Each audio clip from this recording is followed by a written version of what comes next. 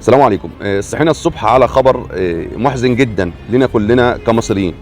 الحكومة المصرية الحكومة الفاشلة، ومن وجهة نظري ان هي حكومة فاشلة، اصدرت قانون جديد وقدمته للبرلمان المصري، والبرلمان المصري وافق عليه ان يحق لاي مواطن اجنبي ان هو يستملك ارض في مصر من الاراضي الصحراويه والاراضي الزراعيه. وطبعا اوريدي سيناء وارض سيناء اراضي صحراويه، فيحق لاي مواطن ان هو يكون مستملك اراضي في ارض سيناء.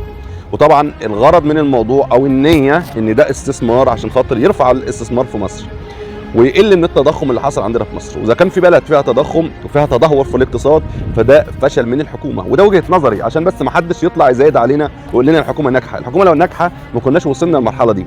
احنا بعنا حاجات كتيره من الاصول المصريه، خلصنا بيع الاصول فدخلنا على بيع الاراضي. وطبعا انا كمواطن مصري من حقي اعرف ايه اللي بيحصل في بلدي، ومش عايز حد يطلع يزايد علينا ان اي مواطن مصري يبدا يتكلم في حاجه وعايز يفهم ايه اللي بيحصل في بلده فهو كده خاين وما بيحبش البلد ومش عايز يكون بلده تكون بلد في احسن حال. لا، احنا عايزين بلدنا تكون في احسن حال، بس انا لحد علمي ان ده خطر علينا جدا. طبعا اللي بيحصل ده النيه منه اللي هو استثمار. المستثمر اللي هيستملك عندك ده ان كان اماراتي او سعودي ومن اي دوله، مالكش تتدخل ان هو هيعمل ايه في الارض اللي هو اشتراها دي، او هيعمل عليها ايه، او هيبنيها، او هيعملها ايه الاستثمارات اللي ممكن يعملها، ويقدر يبيعها لاي حد من وجهه نظر هو عايز يبيع له. يعني الحكومه المصريه ما تقدرش تتدخل ان هو يبيع الاراضي اللي هو اشتراها منك دي وعملها عماير سكنيه، هيبيعها لمين؟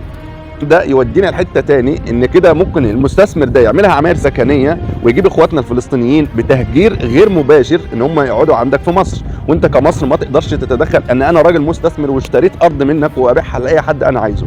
وانا كمواطن مصري من حقي كنت اعرف قبل ما البرلمان المصري يوافق على قانون زي ده، اكون انا كمواطن مصري يتعمل استفتاء لكل الشعب المصري، 100 مليون انسان من حقهم يعرفوا ايه اللي بيحصل في بلدهم. البرلمان المصري اللي بيعمله ده ما يمثلنيش انا كمصري وما يمثلش ال 100 مليون مصري. احنا لازم يكون لنا دور ويكون لنا راي في اللي بيحصل في البلد.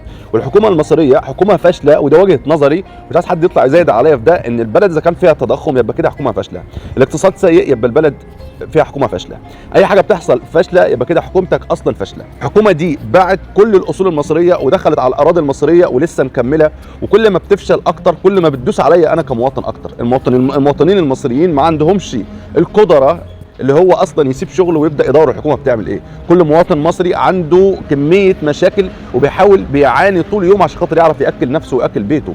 فاللي بيحصل ده لازم يكون فيه وقفه بجد، ويا ريت لو اي حد فاهم في القانون ده يشرح لنا بطريقته ايه الاستفاده منه، ان انا كمواطن مصري من الارض دي تتباع لاي واحد مستثمر ويشتريها ويكون مستملك زي اي مواطن مصري عادي. وما تقدرش انت كمواطن مصري تقول له انت بتعمل ايه المشروع اللي انت ممكن تعمله.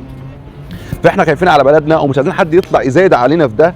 البلد مش برلمان بس ولا حكومه بس، البلد فيها 100 مليون مصري لازم يعرفوا بكل حاجه بتحصل في مصر. ربنا يستر على مصر، ربنا يستر على الايام اللي جايه ممكن يحصل فيها ايه. بعد 10 سنوات ممكن احنا نكون فين، ممكن نكون قاعدين في مصر والبلد مش بتاعتنا وبقت بتاع ناس ثانيه. ربنا يستر من اللي جاي، ويا ريت الناس تفوق شويه، والحكومه دي لازم تتغير. الحكومه دي حكومه فاشله ولازم تقدم استقالتها، ما ينفعش تكمل معانا اكتر من كده. السلام عليكم، اشوفكم على خير.